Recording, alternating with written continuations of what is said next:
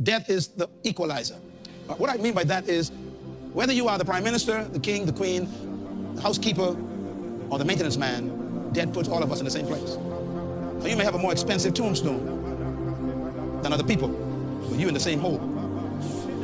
So no matter how highfalutin you think you are, death brings everybody down to the cemetery. To tell you, never behave yourself.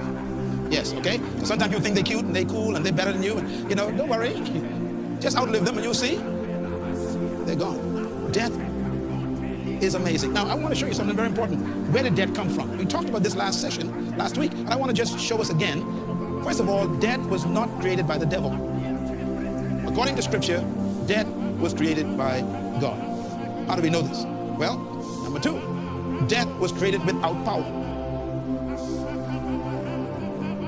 When God created death, and I use the term created death because wherever there's life, death got to be somewhere. Because the opposite of life is death. Death is inherent in life.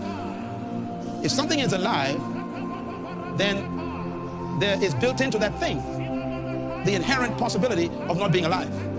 That's where death is. So when God created life, death was in that life. The only difference is the death had no life. It had no power. So death was created without the power to kill. This is very important. When you read the book of Genesis, God is the one who introduces death. Death was not created by the devil, nor introduced by the devil.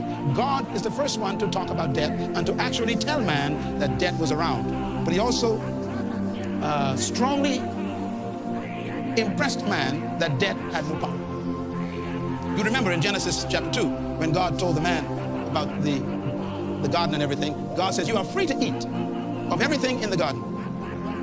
But do not touch the tree of the knowledge of good and evil, for the day you eat of it, you will what? Surely die. See, God's the first one to introduce die. Now, Adam never knew what die. What is die? He never knew what die was. Matter of fact, the word never entered Adam's mind because he didn't know it existed. And Adam was introduced to death by God. Now, death was given the power to kill by man. When God created death, it had no power to kill. It existed, but was useless. And God told Adam, watch this, the day you eat, you will activate death, and death will make sure you die. Now, who's speaking?